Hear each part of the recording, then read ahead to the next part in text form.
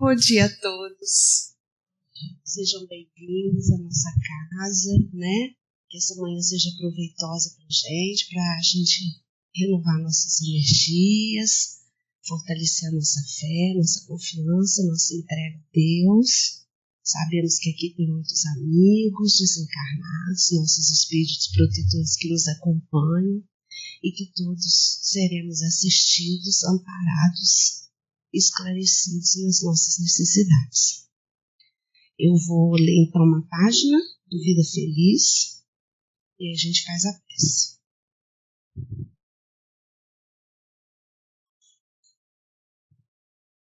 Melhorou? Lê uma pequena página cada dia na qual encontres alento e inspiração. Incorpora este dever aos teus hábitos.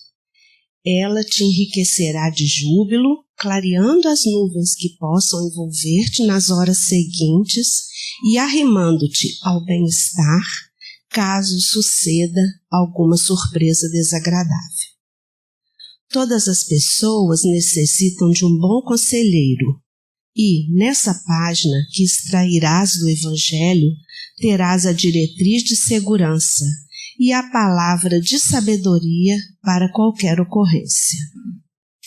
Se os homens reflexionassem um pouco mais antes de agirem, evitariam males incontestáveis. Já que outros não o fazem, realiza-o tu.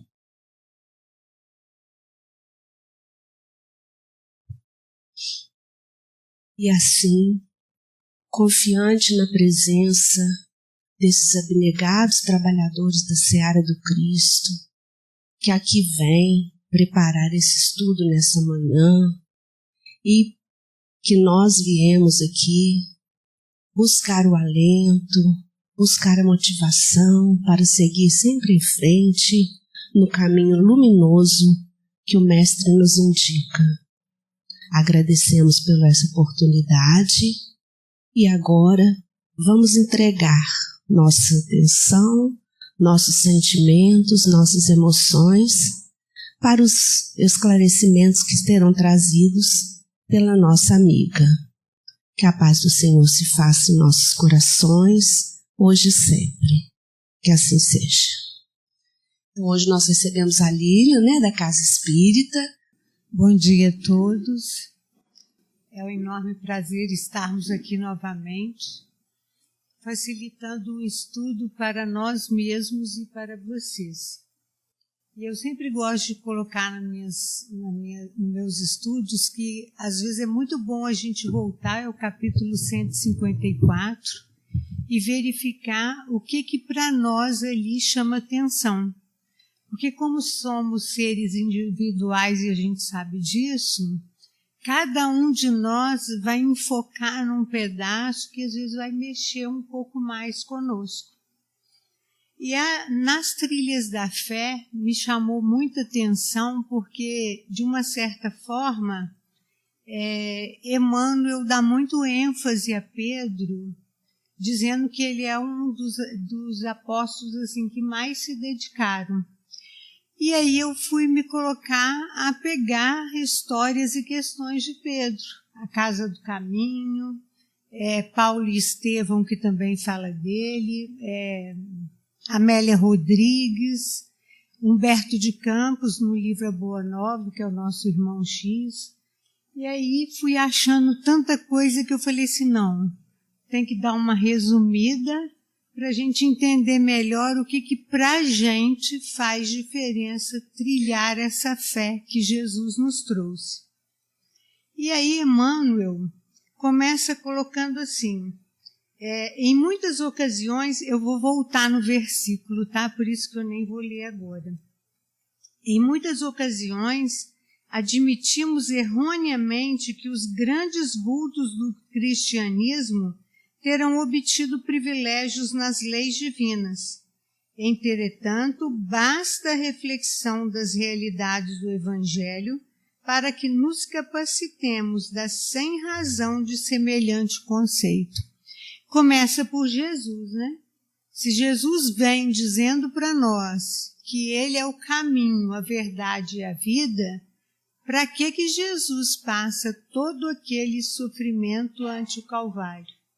Para que ele vem fazer só bondade e de repente se vê crucificado numa cruz, que era um dos mais terríveis modos de se morrer, mais vergonhosos de sua época. Então não é bem verdade. Aí eu achei lá no Livro dos Espíritos 2 questões que eu acho importante a gente perceber, porque quando a gente acha que eles foram eleitos, a bem da realidade eram homens comuns como nós, que vieram com que mudaram o aprendizado a partir do conhecimento de Jesus, que é o que vale para cada um de nós. Porque todos nós, da mesma forma que eles, tivemos todos os conhecimentos da doutrina de Jesus e depois o Consolador prometido. Então, Emmanuel vai dizer para nós que não é justificativa a gente usar essa questão de que eles foram beneficiados, porque não foram. Até porque a morte deles foram totalmente arbitrárias, totalmente sem razão, e eles foram firmes. Só que Jesus hoje não pede de nós uma morte, por exemplo, como a de Pedro, crucificado de cabeça para baixo. E aí Kardec vai perguntar na questão 114, os espíritos são bons ou maus por natureza, ou são os mesmos espíritos que se melhoram? Olha bem, né? São bons ou maus por natureza, ou são os mesmos que se melhoram? Os espíritos dizem, são os mesmos espíritos que se melhoram, e melhorando-se passam a de uma ordem inferior para uma mais elevada. Aí a gente pergunta, Pedro estava de forma diferente na Terra? Os apóstolos? Paulo estava em regime de exceção? Não. Se a gente vai no livro Renúncia, Alcione já era um espírito mais elevado, e quando ela pede para ajudar o seu amado na Terra, o seu mentor esclarece para ela, tem certeza que você vai descer ao planeta Terra, porque lá você sabe tudo o que te espera numa reencarnação. Ou seja, nem um espírito elevado entra aqui sem as vicissitudes. E aí me lembrei de Chico, de Divaldo, de Nilson, né? Porque Chico tinha um problema de vista que nunca sarava. No entanto, ele estava lá sempre trabalhando. Divaldo Franco, os médicos falaram para ele, olha, fica quietinho porque o seu coração está fraco. E aí Joana alerta para ele que eu estou 100% morta, mas estou trabalhando em nome de Jesus. Então, ela também trabalha. E a gente vê como um espírito de escola. Vão reencarnar na Terra, né? Dizem que Emmanuel já está. Aí a gente fala, poxa, mas o conhecimento de Emmanuel, né? Já é um espírito mais elevado. Mas vem, por quê? Porque melhorando-se, melhoram a todos nós, através dos exemplos. E aí essa questão, as trilhas da fé de Pedro foram exatamente essa modificação e a coragem de olhar para si e dizer, sim, eu errei. Sim, eu neguei Cristo 3 vezes, mas agora o que eu posso fazer a partir de agora? E aí Kardec continua na 115. Dos espíritos, uns terão sido criados bons e outros maus? Daí Deus perderia suas características, né? Questão 1 e seguintes, que vai dizer das características de Deus, né? Como que um Deus justo vai criar alguns bons e outros maus? Seria justo comigo se eu fosse má e tivesse uma pessoa boa? Eu diria assim, mas por que Deus privilegiou aquela e não a mim? Não seria assim? E aí os espíritos colocaram assim, Deus criou todos os espíritos simples e ignorantes, isto é, sem conhecimento. A cada um deu determinada missão com o fim de esclarecê-los e de os fazer chegar progressivamente à perfeição. Olha bem, não colocou exceção para ninguém. Todos nós, sem conhecimento, vamos adquirindo conhecimento à medida que a gente vai vivenciando as nossas experiências, encarnados ou desencarnados.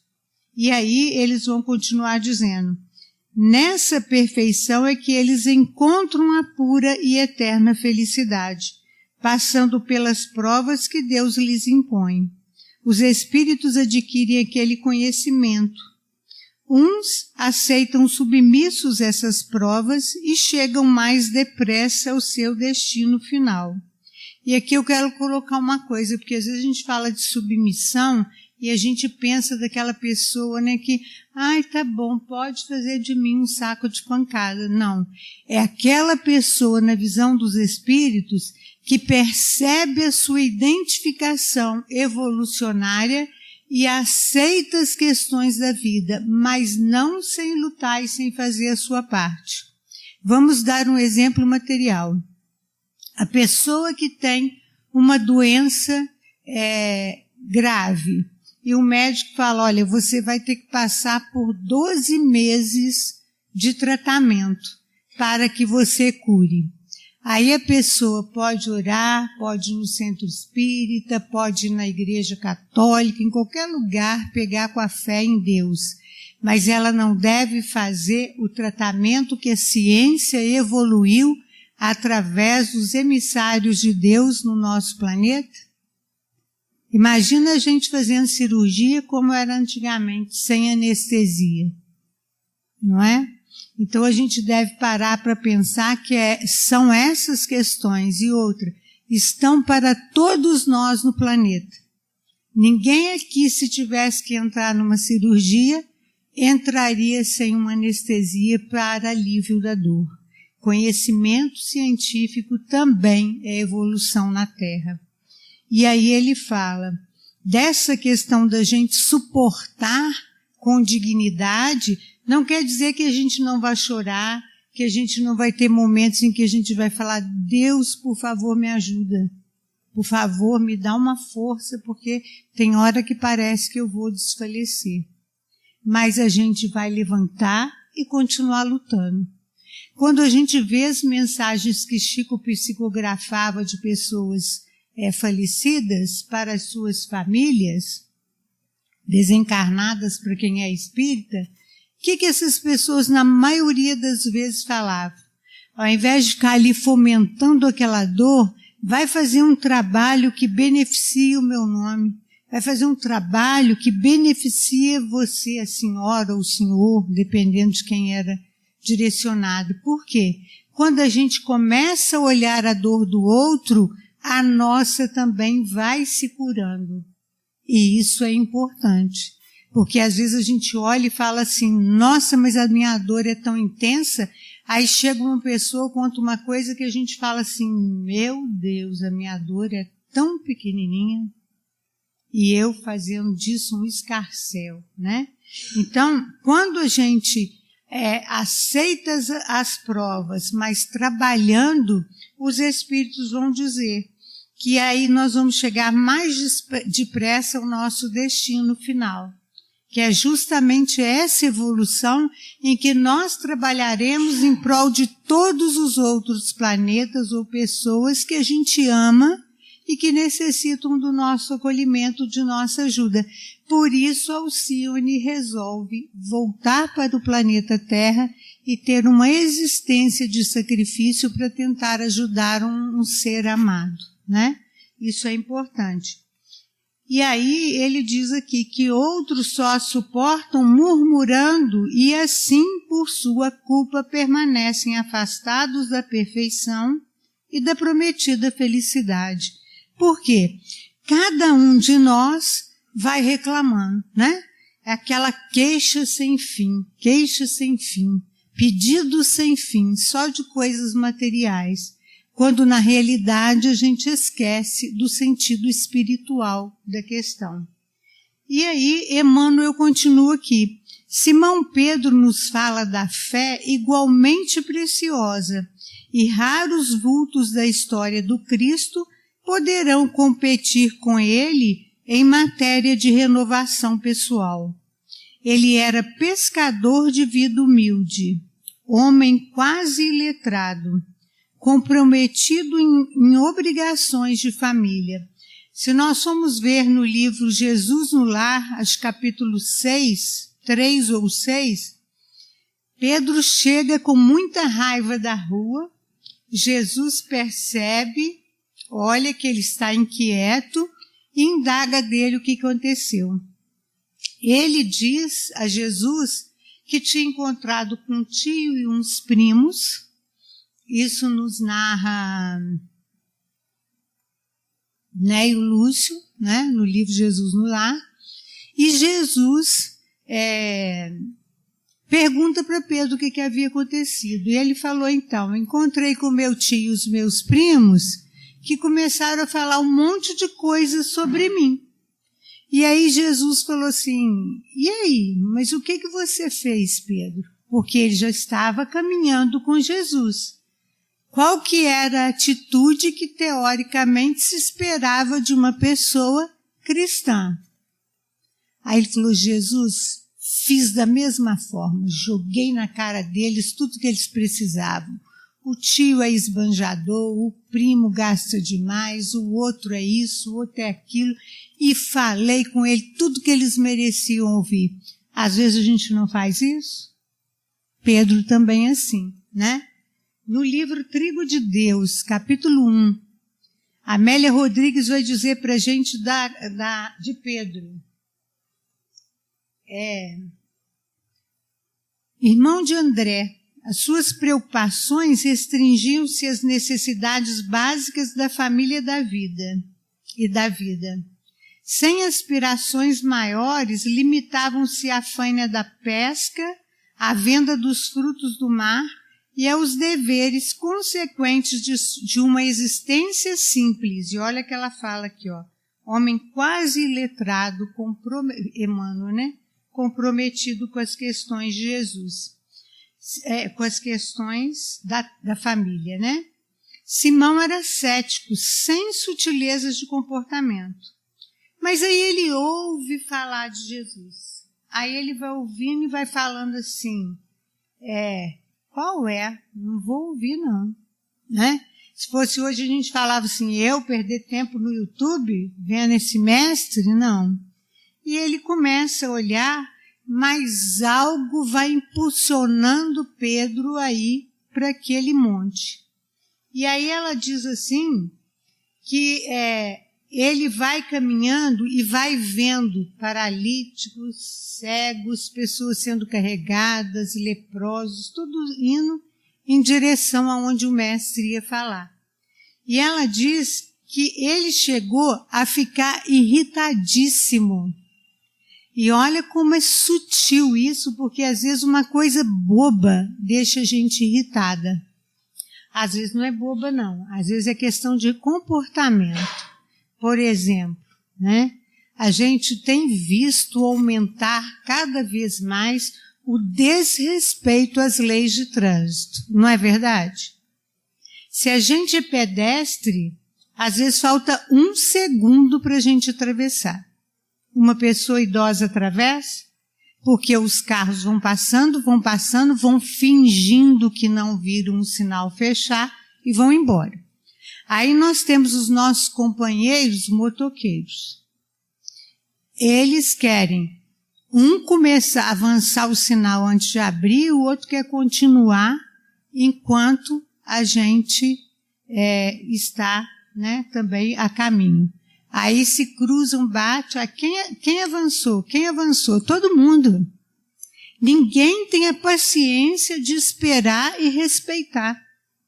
Outro dia eu estava na Santo Antônio, esquina com a Independência, Itamar Franco agora, e aí são 10 segundos para atravessar aquela fila dupla da Santo Antônio, né?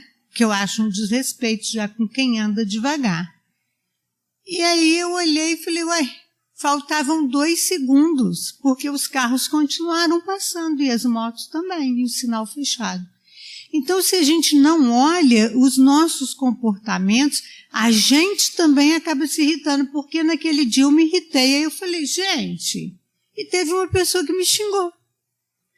Eu não estava no meu direito de reclamar que o sinal estava aberto para o pedestre, e aí eu comecei a me policiar, porque eu falei, será que eu também estou antecipando o sinal, ou então fechando e indo embora? Porque às vezes a gente faz, sabe por quê? E aí Jesus vai falar isso com a mulher adúltera.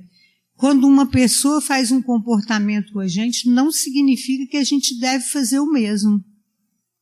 Então a gente precisa analisar, porque é nossa administração com Deus.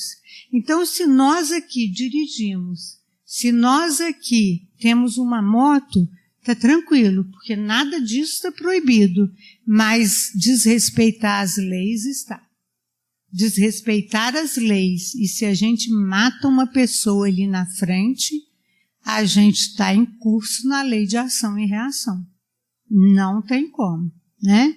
E aí Pedro vai dizer nessa carta o seguinte, ele vai dizer, né, o versículo, Simão Pedro, servo e apóstolo de Jesus, aqueles que mediante a justiça do nosso Deus Salvador, eu peguei outra versão, tá? Jesus Cristo, receberam conosco uma fé valiosa. Aí ele diz no 2º versículo, graça e paz lhes sejam multiplicadas pelo pleno conhecimento de Deus e de Jesus a nosso favor. E aí ele vai orientar as pessoas que estavam ali com ele de seguinte forma. Quem conhece Jesus e percebeu a sua glória e virtude deve se alertar para o conhecimento e o domínio próprio. Olha bem, então eu me conheço, eu sei que eu fico com raiva quando a pessoa invade o sinal, um exemplo, né? Que nem toda hora eu às vezes prefiro deletar informações. E aí eu começo a analisar o meu comportamento e começo a mudar. E Pedro vai dizer o seguinte, conhecendo o domínio próprio, aí vem a perseverança. A perseverança de mudar. Olha o que Pedro passa e está dando, né, um feedback para quem precisava ali ouvir seus ensinamentos. Aí eu passo para perseverança, ou seja, eu vou treinando aquela qualidade, disciplina, até que um dia eu aprendo um novo comportamento.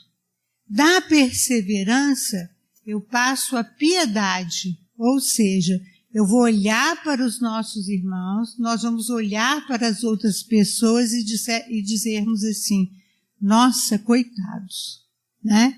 Me lembro que domingo passado, fazendo culto no lar, eu e meu esposo, o Evangelho, a gente logo depois pega o livro Ação e Reação, para que a gente possa fazer a leitura de um capítulo, analisar.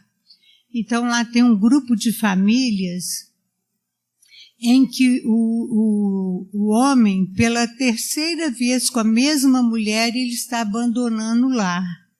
E dessa vez ele está abandonando o lar por um filho que ele matou e por 2 filhas que ele havia seduzido. E Silas explica para André Luiz e Hilário, se não me engano, o seguinte, olha, nós fizemos tudo para ajudar, porque eles conversam durante o desdobramento físico com a esposa e pede para ela liberar ele então, porque ele já estava agressivo, ele já estava impulsivo, ele já estava com outra amante, então eles pedem para que ela libere ele daquele compromisso e siga lutando com os filhos, que eles iam tentar ajudá-la de todas as formas. Mas aí eles falam assim, uai, mas aí o que vai acontecer? E se esse grupo de família seguir o seu caminho e ele não retornar às leis divinas, cumprindo com essa família os deveres que ele devia cumprir? E aí o Silas falou o seguinte, olha, ele vai ter que se comprometer, às vezes, com outra família, porque essa vai seguir seu plano de evolução. Mas ele não vai deixar de passar pelo aprendizado. Então, olha que importante. Se eu tenho piedade pelo outro, eu vou entender que aquele momento ali daquela pessoa ainda não é de seguir em frente. Do contrário, nós vamos ficar, como a gente às vezes fica, apontando. A gente aponta erros o tempo inteiro, mas a gente não está vivenciando a história e a vida daquela pessoa. Em lugar nenhum. Então a gente não sabe como está doendo. A gente não sabe como está machucando a pessoa. Então ele diz o seguinte: da piedade à fraternidade. Quando a gente faz, então, o trabalho de fraternidade para o outro e para conosco mesmo, porque às vezes a gente esquece de ser fraterno para conosco, nós vamos auxiliar à medida que aquela pessoa possa ser auxiliada e que nós podemos auxiliar. Daí é importante a gente ser empático com as situações que as pessoas vivem. Eu vejo companheiros dizendo assim: ai não, lá vem fulano de novo com aquela falação toda outra vez. Mas às vezes aquela pessoa está elaborando um luto, saiu de uma tentativa de suicídio e precisa de fato ser ouvida. Precisa de fato ser escutada com a fraternidade, e o próximo passo que Pedro diz aqui na carta, o amor. Quando a gente tem o amor universal, e aí eles falam com essa esposa lá, ama-o do jeito que ele é e deixa seguir. Porque a pessoa vai seguindo a sua história e a gente a nossa. Quantas vezes a gente tem um amor egoísta, né? Eu amo meu filho, mas eu quero que ele faça medicina. Eu amo meu filho, mas eu quero que ele siga minha carreira e vá ser contador. Eu amo minha filha, mas eu quero que ela siga minha carreira e quero que ela seja psicóloga. Às vezes a trilha é outra. E aí, em nome de respeitar pai e mãe, que eu não estou dizendo aqui para não respeitar, não é isso, é porque o diálogo é a coisa mais importante. E aí a gente precisa perceber que nós devemos o tempo inteiro dialogarmos com os nossos filhos, porque se não dialogamos, a vida dialoga. A vida vai dizer não, a vida vai puxar, a vida vai levar para outros caminhos.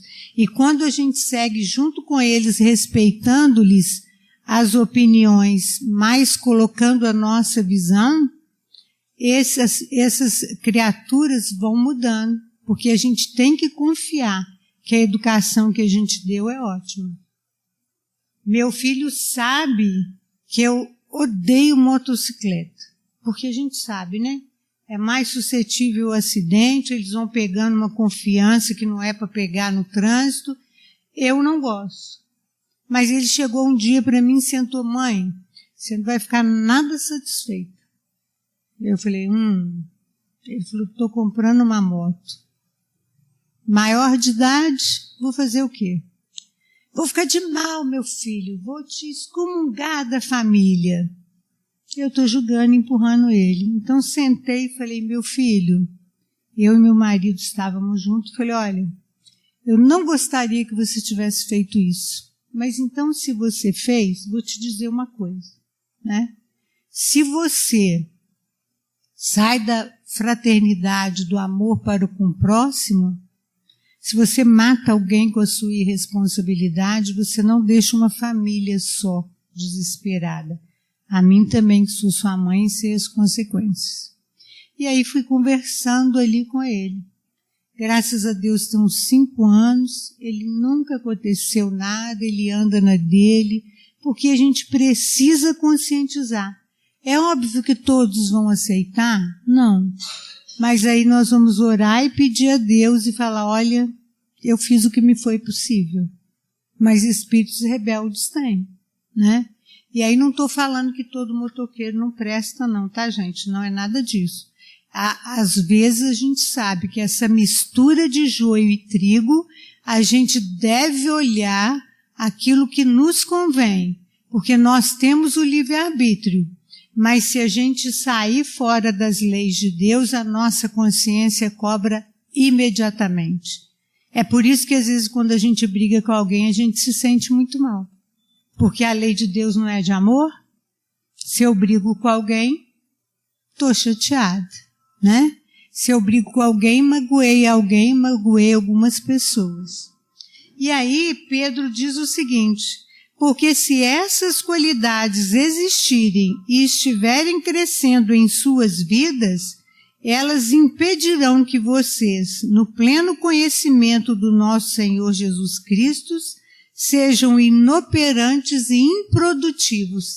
Então ele está dando para nós uma lição de como ele foi fazendo a trilha no caminho. Porque como diz aqui no Trigo de Deus, ele vai caminhando lá para o monte, né? Ele vai caminhando para o monte. E aí ele vai olhando e falando assim, quanta gente boba, meu Deus. Como é que um homem desse pode usar ingenuidade com essas pessoas? Ele vai criticando Jesus. E quantas vezes a gente faz isso também? A gente sai criticando sem entender primeiro. Concordam comigo para eu dar opinião de uma obra de Manuel Filomeno de Miranda, uma que criou polêmica, por exemplo, Transição Planetária.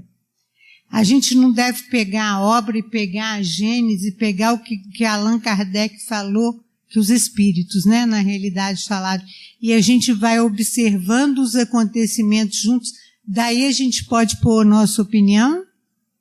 É fácil colocar opinião na religião do outro. Mas eu estudei a religião porque Kardec fala. Né? Kardec, no livro Céu e Inferno, ele vai colocando as religiões mais conhecidas da época e vai dizendo, ó, essa diz isso e a doutrina espírita diz isso. Isso é ter razão no estudo. E se a gente olhar, alguns pontos são, principalmente os do cristianismo, idênticos. Mas há pouco tempo atrás, há pouco tempo que eu digo assim, há uma semana atrás, eu estava ouvindo uma filósofa, ela facilitando a leitura de um livro de um filósofo 4 séculos antes de Cristo. E ele vai dizer que se a gente acorda de manhã, e eu comentei isso na Casa Espírita também, e a gente não pensa na humanidade, primeiro pensa na gente, a gente está sendo egoísta. Não está tendo a verdadeira moral. Aí a gente fala assim, mas como? Uma pessoa antes de Cristo? E os Espíritos nos explicam. O tempo inteiro da humanidade, Deus enviou pessoas com conhecimento para nos orientar e nos auxiliar. Se nós estamos há tantos séculos ainda no planeta Terra, foi por nossa escolha. Porque a gente não foi vendo e nem lendo e nem ouvindo o que estava sendo dito. Porque ele diz isso. Se eu acordo de manhã, é claro que ela facilitando ali a leitura, né? Ela fala, se você acorda de manhã e não pensa primeiro em todo mundo, aí a gente pensa, né? A briga do momento. Por que o Trump ganhou? A gente precisa orar. Orar porque as coisas acontecem sobre a bênção de Deus, mas onde elas vão chegar? Porque o nosso livre-arbítrio facilita ou complica as coisas. E aqui não estou fazendo apologia política, porque nem gosto de política para ser verdade, para dizer a verdade. Eu odeio essas brigas de política, porque eles não estão nem preocupados se nós estamos aqui vivendo. Nem sabem que estamos aqui no horário desse falando sobre Jesus. E, no entanto, a gente critica que os bueiros não estão aguentando, mas a gente joga papel na rua, não é? A nossa rua cresce um mato, a gente não tira. É obrigação da prefeitura, é obrigação da Empave, é obrigação de não sei o quê.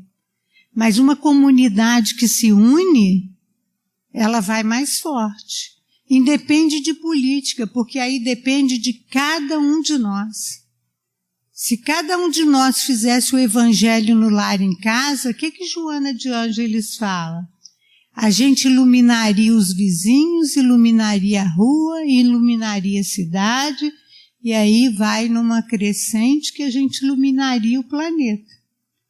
E se a gente perguntar, nem todos fazem, né? Então, lembrando aí que o evangelho no lar está nisso. E aí Emmanuel continua para nós o seguinte: habitante de aldeiola paupérrima, seguidor do evangelho, submetido às tentações e vacilações que por algumas vezes o fizeram cair.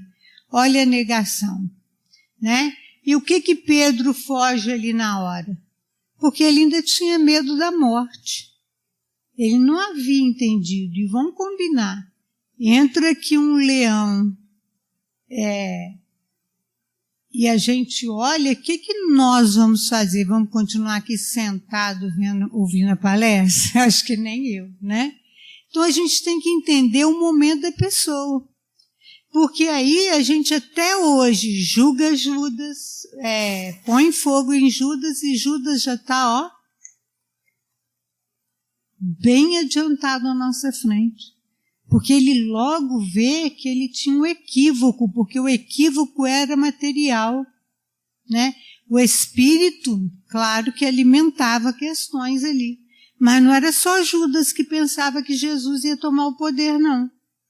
Muitos daqueles que acompanhavam Jesus, quando Jesus fala que o reino dele não era desse mundo e que ele ia dar da sua carne, do seu sangue para nós, muitos falaram assim, mas ele é o filho de José, carpinteiro. Esse cara, tá maluco. E saem e param de seguir Jesus, né? Porque não entendem o que Jesus quer dizer ali com carne e sangue. Não entende essa mensagem. Então, quando Pedro vê que Jesus estava mesmo preso, já seguindo o seu caminho, ele fica espreitando ali o que está acontecendo com o amigo, mas com uma intenção íntima de ver se dava para fazer alguma coisa. Só que ele se vê amedrontado. E vamos falar, a gente não ficaria? Quantos de nós, espíritas, têm medo de morrer? Que não seja pela morte em si, o medo de passar no umbral, né? A gente fica preocupada. Aí lá em casa a gente brinca assim, não vão passar no umbral das formigas, para de matar formiga. Não vão passar no umbral da barata, para de matar barata. É claro que é uma brincadeira, né, gente? Mas a gente foi educando os meninos assim. Então, eu sinto que eu, com os meus filhos, me dou super bem. E olha, eles não são mais espíritos. O Felipe até que... A Daniela seguiu para o outro lado, mas seguiu firme. E seguiu fazendo caridade, seguiu ajudando. Meu filho ainda não sabe bem aonde está pisando, mas ele está pisando no caminho certo. Porque ele faz campanha com os amigos, ele ajuda as pessoas. Um monte de coisa. Tanto que outro dia eu ganhei 8 livros lá por causa dele. Que ele ganhou e falou, mãe, não quero ler, um sorteio aí para ajudar tal pessoa, fica para a senhora. Falei, meu Deus, tanto livro que a gente tem para ler, não está dando conta. Mas eu aceitei de bom grado. Então, assim, a gente vai olhando e passando pelas coisas da vida, a gente vai percebendo que a espiritualidade está o tempo inteiro conosco.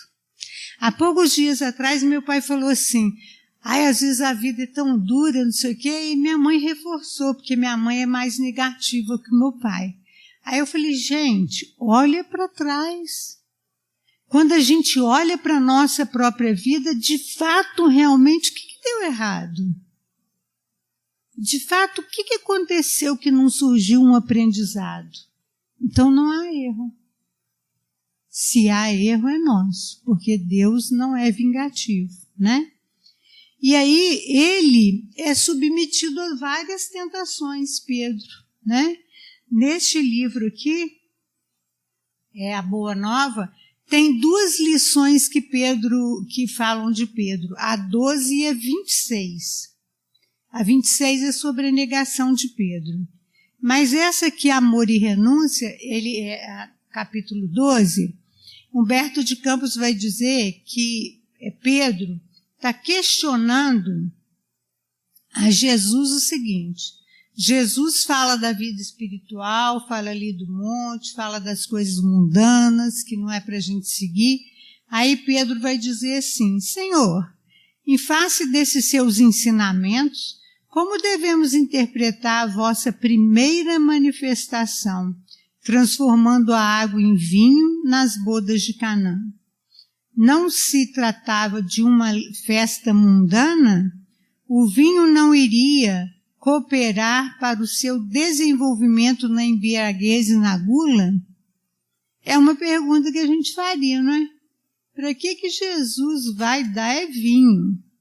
Se a gente é alcoólatra, a coisa então toma outro rumo. E ele pergunta aqui, olha bem, Pedro tinha as dúvidas que a gente tem, tinha o segmento que a gente tem.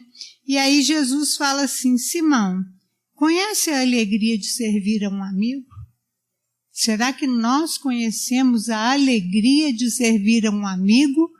Ou nós estamos acostumados a ficar em casa, acomodados e não querendo saber do problema do outro? Porque ele fala aqui, ó, fraternidade e amor na sua carta, né? E aí às vezes a gente fala assim, ai não, finge que a gente não está em casa para o vizinho não vir. E às vezes era só assim, ó, bom dia, vim ver se vocês estão bem. Não tenho visto vocês, não é mesmo? Às vezes vem pedir um açúcar, às vezes vem pedir para levar a um hospital. Eu me lembro que eu reclamava muito de uma festa que o vizinho dava, e ela começava 10 da noite e terminava 6 da manhã. Isso podia ser sábado, domingo, feriado, dia de trabalho. E aí eu fui reclamando por 4 anos. Falei, não dá, meu esposo, meus filhos acordam muito cedo, eu acordo cedo, a gente trabalha. Não é assim que funciona a vizinhança. Aí até que um dia alguém chamou a polícia e nós levamos a fama. E aí, beleza, tudo bem. Ficaram com raiva da gente. O dia que o pai dele passou mal, meu pai e meu irmão socorreram. Né? Quando meus pais viram a gritaria, meu irmão também, o que foi, o que aconteceu? Esqueceu-se a desavença e ele precisou mais 2 vezes do nosso auxílio. Nosso, que eu digo da minha família, né? Porque a gente trabalhava, então a gente não via, mas ele precisou. Então, para que a gente não leva todas as nossas desavenças para um diálogo fraterno, né?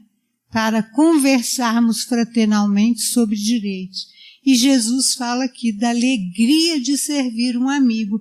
E Jesus vai falar o seguinte, as bodas de Caná foram um símbolo da nossa união na terra. O vinho ali foi bem o da alegria com que eu desejo selar a existência do reino de Deus nos corações. Estou com os meus amigos e eu os amo a todos, né? Então, às vezes eu vejo uma pessoa falando assim, eu não vou no casamento lá na tal igreja não, porque não é espírita. Não tem casamento espírita. Às vezes a gente faz uma prece na união de um casal, mas como a gente faria sempre, né? Um evangelho no lar, a gente pediria pelos doentes, pelos que estão se casando, para que tenham forças. Mas daí a gente não prestigiar um amigo porque ele é de outra religião, qual sentido tem? Jesus faria isso? E é o que Pedro mostra aqui para nós, né? A fraternidade. E aí Emmanuel vai dizer, guindou-se a posição dos apóstolos de causa mais alta da humanidade. Ampliou seus conhecimentos. Olha que bacana. Porque os espíritos não falam para a gente estudar, não é? Adquiriu importância fazendo-se condutor e irmão da comunidade. Liderou a ideia cristã nas cidades do seu tempo e cada vez que se viu em curso em um erro, procurou corrigir-se e seguir adiante no desempenho das obrigações que lhe eram atribuídas. E aí Emmanuel fecha chamando nossa atenção, né? Realmente não possuímos qualquer justificativa para isentar-nos do serviço de autoeducação à frente do Cristo, sob a alegação de que não recolhemos recursos imprescindíveis à solução dos problemas do próprio burilamento para a vitória espiritual. Pedro, com a autoridade do exemplo, afirma-nos que, diante da providência divina, todos nós obtivemos valores iguais para as realizações da mesma fé. Olha como que Emmanuel fecha, nos chamando a atenção. Nada é um obstáculo para a gente trilhar na mesma fé e na mesma evolução que Pedro, Paulo e todos os outros que trabalharam em nome de Jesus. E todas as transformações que nós podemos conhecer através das obras que nos são ditadas. Joana de Cusa, Maria de Magdala, a própria mulher adúltera, o seu esposo, o amante que estava com ela, todos eles sofreram uma transformação mais tarde nesse aprendizado com contato com Jesus. Ainda que reclamando, seguiram em frente para que as coisas pudessem melhorar cada vez mais.